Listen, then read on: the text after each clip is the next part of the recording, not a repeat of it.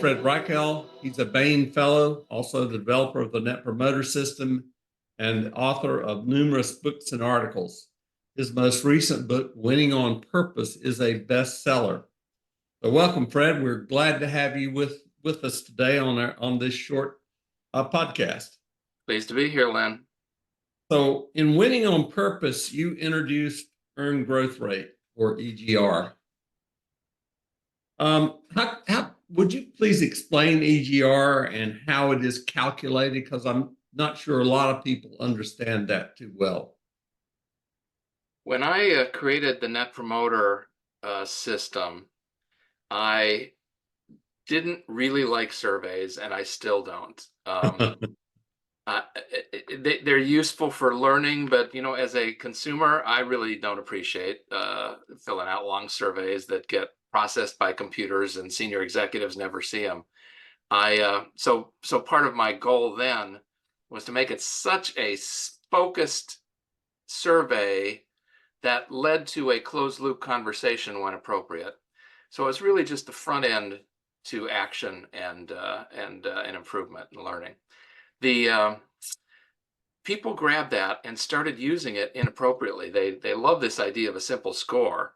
0 through 10, how likely to recommend us to a friend. The 0s through 6s are detractors. The 9s and 10s are promoters. You take one assets minus the liabilities. Voila, a simple score. And they start linking it to people's bonuses, which makes it impossible to get the truth anymore. So you go with an Uber driver, for instance, and you give them 5 stars unless you want to get him fired or her fired. You rate something on Amazon, you have to give it a 5-star, or at the hotel or the car dealer, if you don't give them a 10, that's the only passing grade.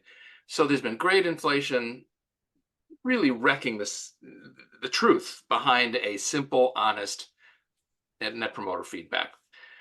To fix that, I thought, we must have a observable real behaviors, not soft surveys with judgment and, city people give different scores than country people. Spanish different than Germans, et cetera, et cetera. What observable behaviors are the indicators of loyalty and are hard enough to be used for accountability? And that's where I went back to the original, way before Net Promoter. Andy Taylor, the CEO of Enterprise Rent-A-Car for many years, who built it into the largest company in the world in that field, he says, Fred, the way you win in business is to treat customers so they come back for more and bring their friends. And that's all that earned growth is. It says, let's keep track of which customers, how many of them are coming back and buying again and expanding purchases, and how many are referring their friends, and make that the centerpiece of our learning and progress and reality that then surveys can help us understand and learn and test. But the core of the system is this earned growth. Now, why do I call it earned growth? Because when you treat customers so they come back for more and bring their friends, that's how you earn growth. A lot of companies cheat and they buy it.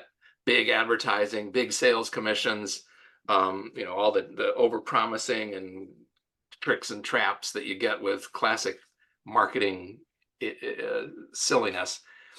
That's buying growth. Earning growth is earning it through how you treat your customers. And it turns out earned growth is what drives prosperity for shareholders and makes employees proud to be there. So how do you calculate it? You just figure out what percentage of your revenues this period are coming from customers who were with you last period, plus their referrals. And that, as a percent of your revenues, is the earned growth rate. It's interesting because it's so simple, yet to me, it's quite powerful. And shockingly, unmeasured by GAAP accounting today. Yes. You cannot tell me your earned growth rate by digging into the financials created by accountants. Yes. So all the stock market analysts out there, all the people who are combing through financials, this is opaque. They cannot see the truth of how well you're earning growth. And that's the problem I'm trying to solve. So really, back to something I think you said before, the earned growth rate is an accounting metric. The NPS, it has the rigor and the potential, and I need accountants to embrace it. Because unlike net promoter, which you can do from the outside in. If I can get enough of your customers to respond to a survey, I can sort of estimate your net promoter score. Earn growth you need from the inside. The CFO or someone on their staff has to be calculating. They know which customers are buying when. They've got the billing records. So this is an internally generated statistic. I think every responsible board member, everyone in the C-suite will want this and eventually recognize they must have it because it's the most forward-looking, real metric that they have that tells them, is our strategy working? What are our profits likely to be over the next few years? But now most of the world doesn't understand that. So that's the rock I'm pushing up the hill. Yeah, it's as I shared with you before, we have run into problems with our clients in terms of just identifying who's referring. There isn't a mechanism in too many companies to actually determine who is referring you. Yeah, and common sense, and all small business people that cannot afford this foolishness of expensive sales commissions and marketing gimmickry, they know the only way you can afford to grow is to turn your customers into your sales force. But then as you get bigger and more successful, companies lapse into accounting mentality, which ignores referrals. And a founder of a business, they're smart. They go around and they chat with people and they figure out why that customer came in and why that contract was won. We just need to take that same common sense and make it systematic. There's no reason that your accounting system couldn't demand every time there's a new customer that shows up or a new contract is won, that it asks the role that referrals played and rank order the top 3 in importance and identify those people. Mm-hmm. And you can then close the loop with them and figure out why and what was it that made you so remarkable and trustworthy. And that's the learning that I want to untap or tap into with process and metrics that really illuminate this core process that drives business success.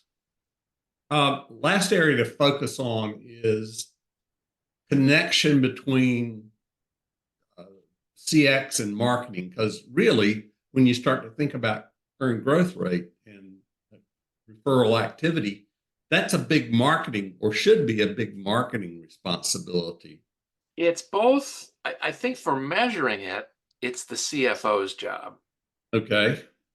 For benefiting from that measure and learning from it, it is marketing and operations and everything else in the business. How I do we think more? CX has the most of gain because the survey metric is all they've got today. They really have a hard time demonstrating their worth. So today, I'd say in general, CX is getting less funding and is being pushed to a more junior level in the organization. The C-suite is not listening directly to what CX has to say. This gives CX some math and some finance reality so they can stack up versus the other cost reduction guys and AI decision making, et cetera. So it's across the organization. Why do customers come back for more? And well, partly it's CX, but partly it's how good the product is and the quality of the product and the reputation of the organization and so forth. So it's not just CX, but I think CX has got the weakest position at the bargaining table right now for resources and budgets. Yep. Fred, thank you so much. I really do appreciate your time. It's been a great pleasure to talk with you.